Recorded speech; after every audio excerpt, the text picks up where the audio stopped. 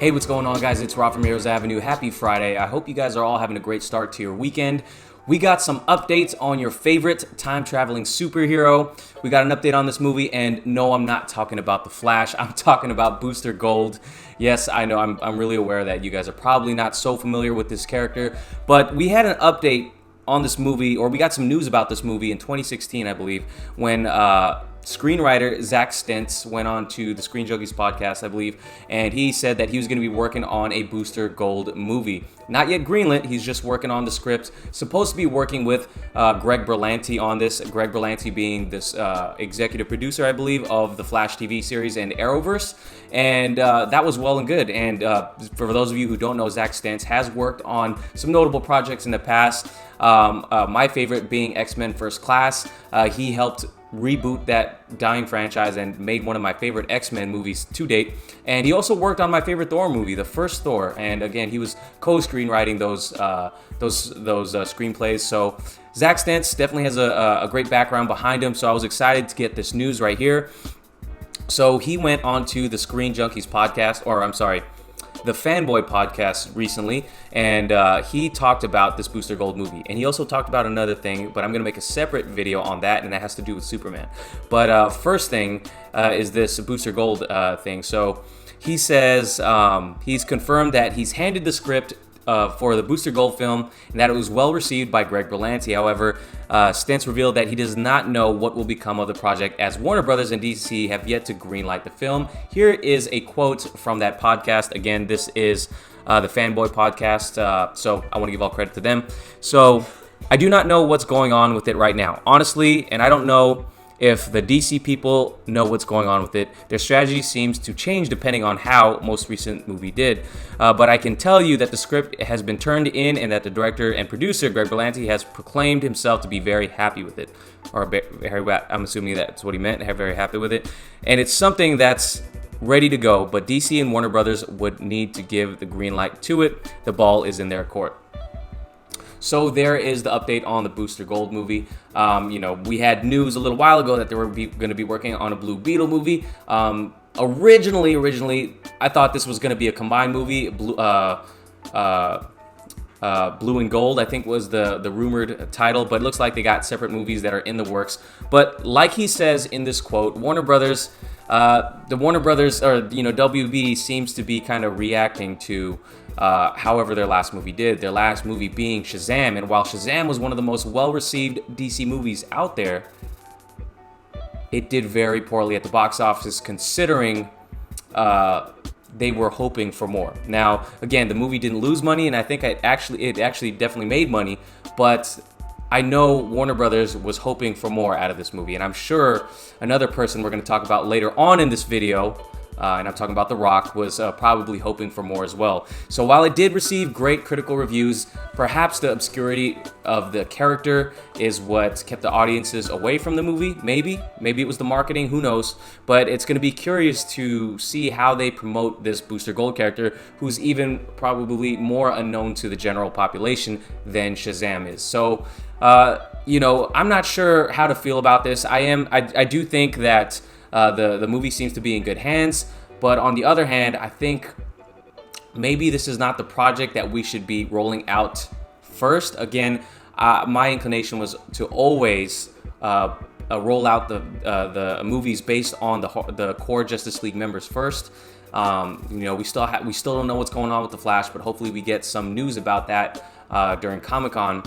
And, the Cyborg movie seems to be scrapped. Ray Fisher's definitely talking about how displeased he was with Justice League, and I'm sure Warner Brothers is taking note of that. And what do we got? Green Lantern, we still don't have any updates on. So there's a lot of characters. We're getting the Batman, Man of Steel 2, we don't know yet. But yeah, we have a lot of Justice League characters that need to be done justice. And while I do think a Booster Gold movie and even a Blue Beetle movie that I've talked about in previous videos and a Green Arrow movie would be incredible to see, I think we need, and I'd be on board. If they announced it tomorrow, I'd be on board with it. But I do wish they would focus on the core characters first. Again, like I said, it's in great hands, so I do feel like this is some cool news. But like he says, maybe it's nothing to get excited about right now, just because Warner Brothers is probably trying to course correct and see where they're going to go after Shazam kind of underperformed in their expectations at the box office. So I loved Shazam. Maybe some of you guys didn't. I know it aired on the more comedic side of things, and I think that's okay. Not everything has to be incredibly dark and serious and heavy in nature, but I did enjoy Shazam. I thought it fit the tone of the character. But in regards to not Blue Beetle, in regards to Booster Gold, you know, to be honest, I haven't read any solo Booster Gold comics, but I've read comics that featured Booster Gold in it. Most recently, I'm reading the Heroes in Crisis run. Now, I have it right here in back of me.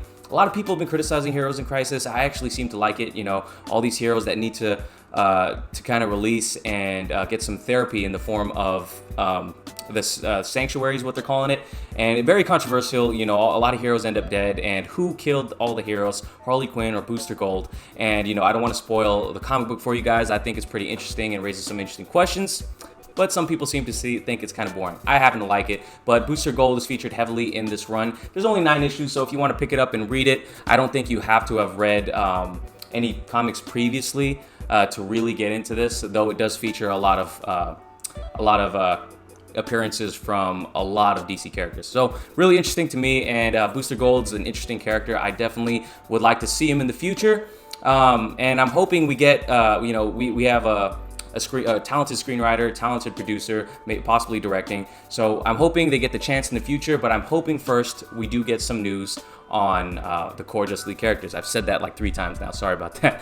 But yeah, and I did talk about Shazam in this video, and I'm just going to transition over to Dwayne "The Rock" Johnson. Now, I did say we're going to talk about him, and this brings me to an interview that, or comments that Zackary Levi has made at a recent convention, I believe. So he talks about playing Black Adam if Dwayne Johnson walks away. Now, I know the DCEU, the DC fandom has been riddled with all these negative articles since day one, you know. And on this channel, I've tended to look at things from more of a positive side for the most part, not all the time. But yeah, I would be a little disappointed if Dwayne Johnson walks away. Let me first read Zackary Levi's comments to you guys and then give it some context. So here's what he says. For a minute, I thought if The Rock was ever like, you know what, I'm too busy and I'm not gonna play Black Adam, I was like, you know what I could do? They're supposed to be twinsies anyways, just different stylists. That could be kind of cool, you know, because I get to play a really dark version of myself, essentially.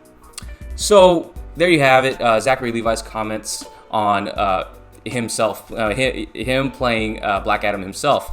I'm not really a fan of that. I definitely think audiences were teased of a Black Adam. It kind of looked like The Rock in the movie. I really want The Rock to stay, but the reason why he's saying this, to give it some context, is because back, I think in April, when Avengers Endgame came out, The Rock put out a social media post that seemed to get a lot of people a little worried. I'm not sure if I reported on this in the past, but here's what The Rock said on his Instagram page, which he's very active on. Also, congratulations to the art tech and the mastermind behind this whole thing, Kevin Feige. Congratulations, my friend. It's been so cool to watch and witness and learn as I watch you and your team just meticulously storytelling over the years. Has just been really incredible. The biggest movie of all time. Holy shit. Look what you did. Look what you guys did, Kevin. Congrats on that. And I know our assistants have been trying to get us together for dinner for months now. We're both super busy boys, and I look forward to our schedules linking up. And that's it. Congrats, guys. So The Rock, you know, saying that he's meeting up with Kevin Feige would appear to a lot of fans that he's maybe jumping ship.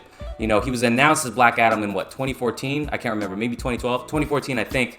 And we've been waiting for this for so long, and we still haven't gotten it. I know he's one of the producers, or his company's one of the,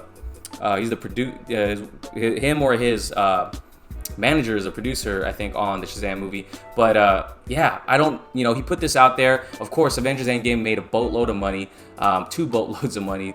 That doesn't make sense, but they made a ton of money. And The Rock looks to be wanting to hop on that bandwagon. What superhero could he play in the Marvel Universe? There's a ton, especially now that X-Men are jumping back on board. So really worrying to a lot of DC fans, but you know, maybe we don't have to worry so much. Maybe, you know, we see James Gunn hopping from one side of the aisle to the other to direct. Of course, his was an incredibly different circumstance, but The Rock maybe has a lot of pull. Maybe Marvel will let him work with DC and their studio. Only The Rock could do that. He's the biggest movie star right now. So yeah, so very curious to see that Zackary Levi is now almost echoing the fact that, hey, you know what? If The Rock is gone, hey, maybe I can play Black Adam.